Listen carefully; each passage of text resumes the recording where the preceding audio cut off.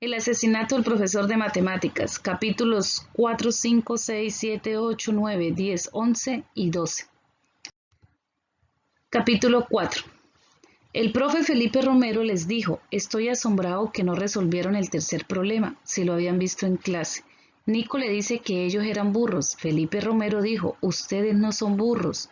Lo que pasa es que se dejan llevar por el pánico, invadir por el miedo, abrumar por el odio hacia las matemáticas y pierden la perspectiva. Felipe Romero empezó a jugar con ellos. Le planteó el primer problema. Un caracol, una tortuga y una liebre hacen una carrera.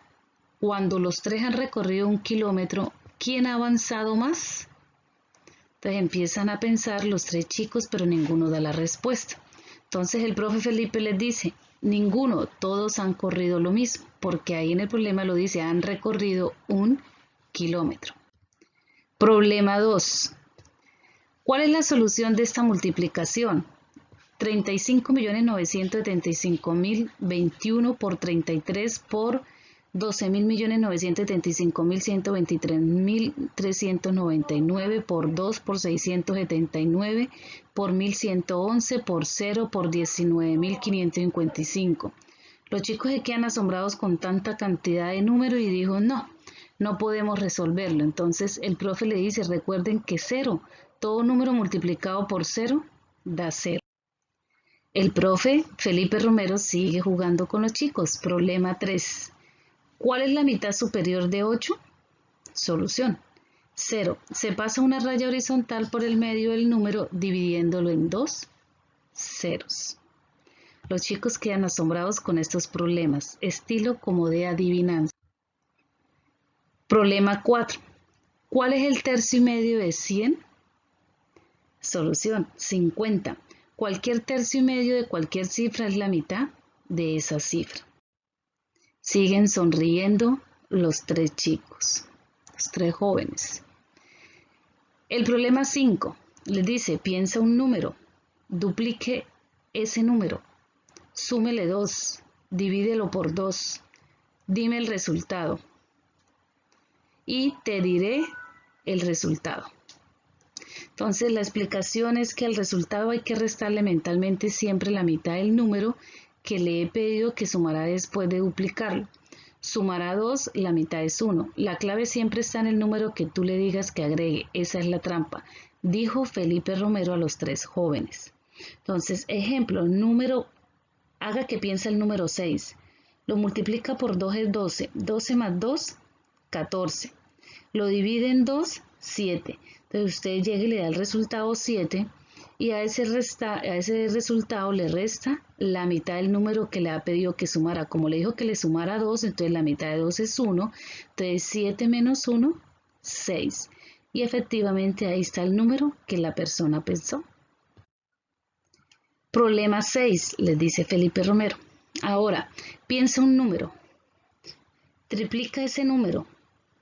Si el resultado es par, divídelo por 2, pero si el resultado es impar, divídelo por 2, pero quédate con la cifra mayor.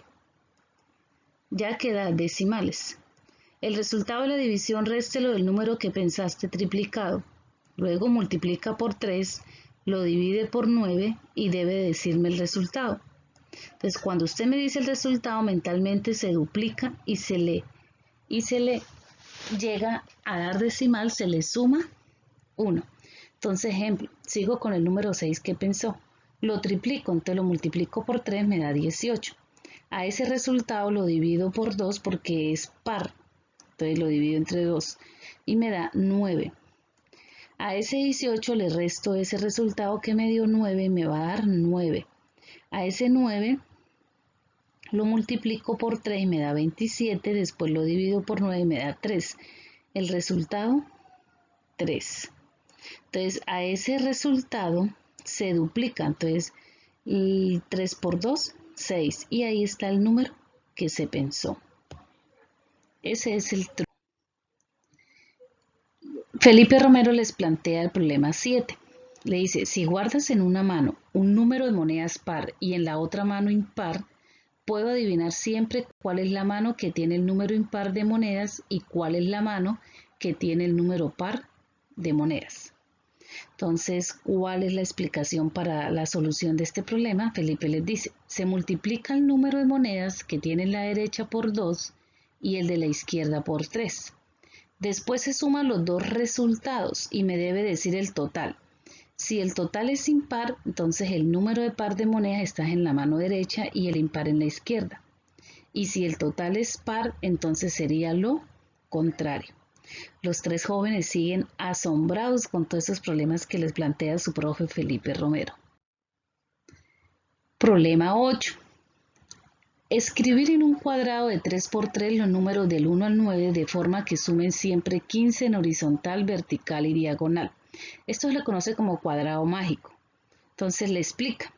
Primer procedimiento, lo que hay que hacer, hay que poner los números impares formando una cruz con el 5 en el centro.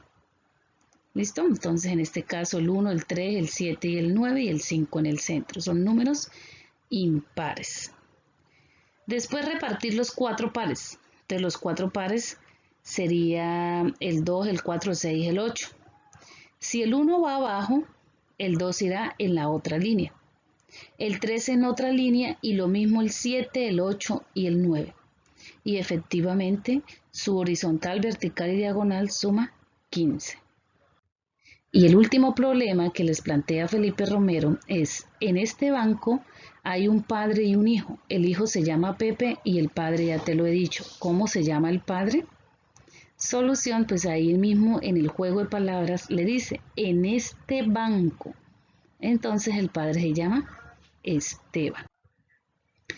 Después de jugar con los acertijos, o sea, los 9 problemas, el Fepe le dije les dijo que les iba a dar una segunda oportunidad, que mañana les diría y se marchó. Capítulo 5. ¿Qué hora es los 2/3, los 3/4 de los 1/5 de las 12 de la noche? Y el resultado le da 5, porque es el capítulo 5. Esa noche los estudiantes estaban intranquilos a pesar que cada uno hizo lo que le gustaba. Adela leía una novela policíaca, Luke leía una novela de fantasía, Nico jugaba con un videojuego que le había prestado un vecino. Se acostaron pensando en la segunda oportunidad que les daría Felipe Romero. Capítulo 6. 15 tercios más 1/3 más 1/3 más 1/3 les da 6, porque es el capítulo 6. Llegaron al colegio Adela, Nico y Luke. Tras las 2 primeras horas de clase se reunieron los 3 estudiantes en el patio. Felipe Romero apareció de pronto caminando a buen paso con el rostro animado y mucho nervio en sus movimientos. Se detuvo frente a ellos y les dijo, voy a darles una segunda oportunidad, no les haré un examen, será 8 pruebas matemáticas y 7 de ingenio, con un límite de tiempo. Nos vemos mañana sábado en el descampado a las 9 de la mañana y les llevaré la primera pista y el primer problema. Se tratará de imaginarse que me matan. Yo les dejaré pistas en diversas partes que conozcan con los 8 problemas matemáticos que les dará las 8 respuestas, cuya combinación saldrá el nombre de mi asesino. En ese momento sonó el timbre del final del recreo y el profesor se separó de ellos sonriente. Capítulo 7. Mitad del 12 en números romanos. Entonces da 7. Se reunieron en el solar después de comer. Era viernes 3 de la tarde cuando apareció el profe Felipe Romero herido de 3 disparos. La sangre manaba en abundancia con cada latido. Les dijo, en mi bolsillo está la pista de mi asesino. Búsquelo antes de las 6 de la tarde porque se irá. Asustados los 3 estudiantes echaron a correr en busca de la ley. Capítulo 8. Nico guardó el sobre en el bolsillo de su pantalón y echaron a andar hacia la avenida donde vieron una patrulla de la policía. Empezaron a contar lo sucedido. Los agentes al principio no creyeron, pero después obedecieron a los 3 jóvenes y fueron donde les indicaba. Al llegar al solar no había nadie y no había ni un rastro de sangre. Los 2 agentes se molestaron y los 3 jóvenes empezaron a correr. Capítulo 9. Cansados de correr, se metieron en un portal que siempre estaba vacío y que usaban como punto de reunión cuando llovía. Empezaron a analizar la situación cuando se acordaron del papel que tenía la pista, la abrieron y decía: juegue limpio, no pretenda ir de pista en pista recogiendo los problemas para resolverlos al final todos. porque entonces no les dará tiempo. Es mejor resolver cada problema y luego sigue la pista hasta el siguiente punto, donde habrá otro sobre como este. En total hay 8 problemas. Si los resuelve adecuadamente con las cifras obtenidas, tendrán la clave, el nombre de mi asesino, que es seleccionado al azar. Entonces, problema número 1, que estaba en el sobre. Un comerciante guarda cajas en una habitación con un hueco central y lo hace de la forma que se ve en el cuadro. El comerciante tiene una manía, le gusta que las cajas sumen 16 en horizontal y en vertical por los extremos. Así que cada vez que se lleva cajas lo hace de 4 en 4 para que la suma en horizontal y en vertical siga siendo 16. ¿Cómo lo hace? ¿Cuántas veces podrá llevarse 4 cajas para lograr que siempre pueda sumar 16 horizontal y vertical en los extremos y sin dejar ningún espacio sin cajas? Pista para dar con el siguiente sobre. Resolver el jeroglífico y sabrán dónde se encuentra el segundo sobre. Después de analizar el problema, Nico dio la solución. Primero se quita 2 cajas donde haya más y se pone una en cada extremo, quitando 8 cajas en total, pero añadiendo 4 y se llevan en realidad 4 y se hace hasta que ya no se pueda. Entonces empezó a hacerlo Nico y se dio cuenta que se puede hacer 4 veces. Todos estaban contentos por haber resolvido ya el primer problema. Luego empezaron a descifrar el jeroglífico para ir por la otra pista, cuando Adela dijo, tablón de anuncios del colegio, porque arriba estaba una tabla, en la segunda imagen se ven anuncios de publicidad y en la tercera un colegio, entonces tablón de anuncios del colegio. Capítulo 10. Corrieron al colegio a buscar la otra pista en el tablón de anuncios y encontraron el sobre con el número 2. Salieron a la calle y se sentaron en el suelo y leyeron el segundo problema. De los 60 alumnos que practican deporte en un colegio, el 55% practica el fútbol, el 24% practica el baloncesto y el 6% se dedica a la natación. ¿Cuántos alumnos juegan al tenis? Y pista para dar con el siguiente sobre. Un hombre quiere dejar de fumar y toma la determinación de hacerlo.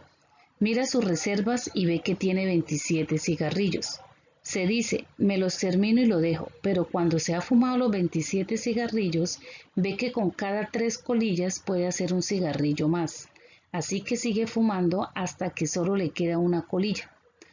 ¿Cuántos cigarrillos habrá fumado en total? Entonces, luego Adela resolvió el problema. Entonces llegó y sumó los porcentajes, 55% fútbol, 24% baloncesto, 6% natación y ley 85%. Es decir, que le haría falta 15% y esos serían los estudiantes que juegan tenis. Ese 15% lo multiplica por 60, que es el total de estudiantes, y se divide en 100 porque estamos hablando de porcentaje y le da 9.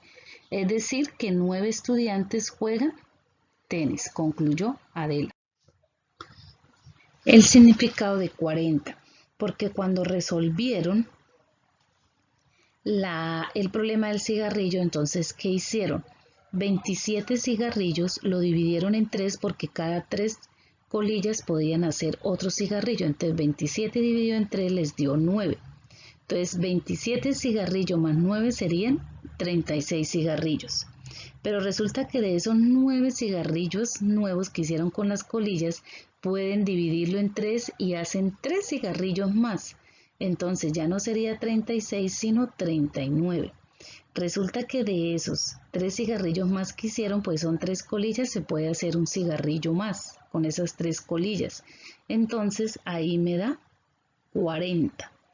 Entonces en la pista el significado de 40, Adela empezó a pensar qué significaba cuando se dio cuenta que ese era el número de su taquilla en el colegio. Entonces se levantaron y corrieron de de nuevo en dirección al colegio. Capítulo 11. Adela llegó hasta su taquilla número 40. Tenía un candado con combinación de números 759 y lo abrió.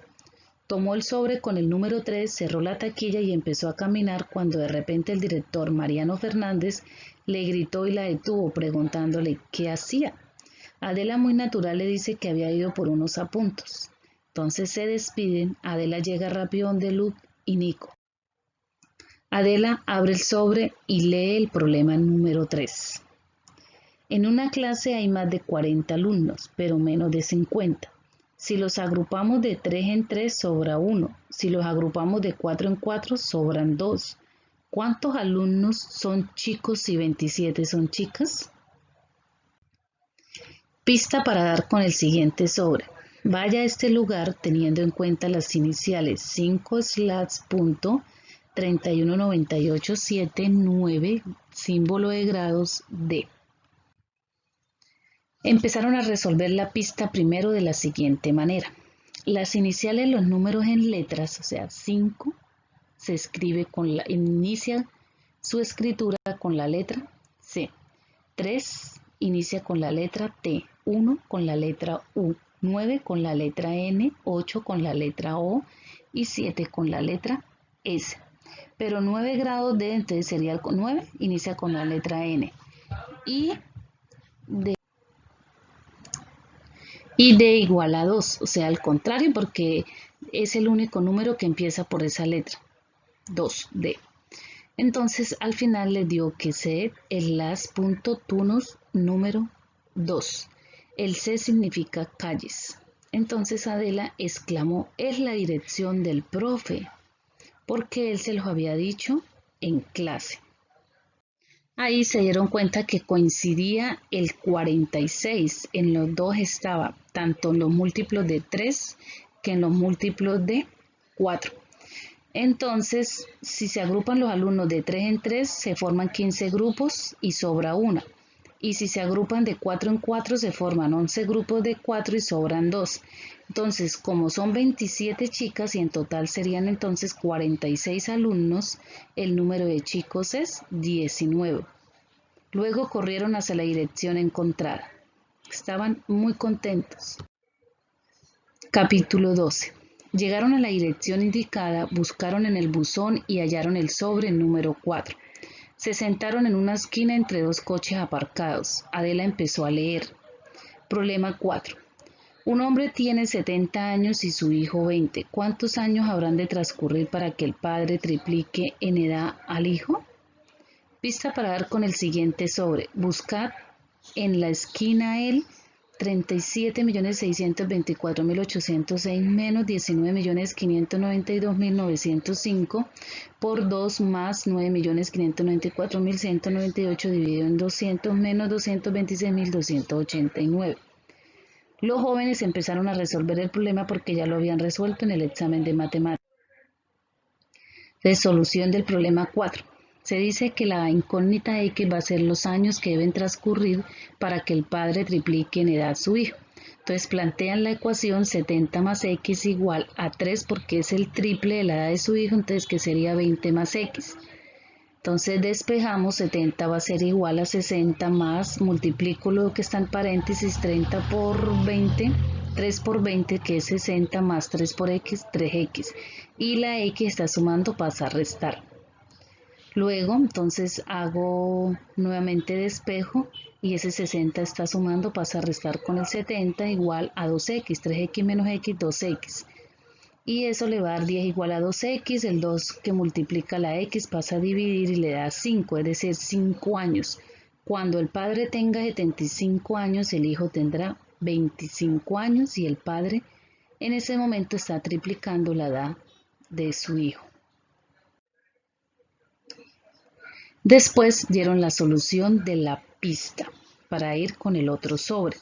Entonces se dieron cuenta de toda la operación aritmética que se debía hacer y su resultado fue 2001. Se quedaron pensando cuando de repente vieron las placas de los dos carros que estaban al lado de ellos y se acordaron del carro del profesor cuyas placas eran 2001. Corrieron a buscar el carro del profesor y vieron el siguiente sobre. Continuará. Ahí finaliza el capítulo 12.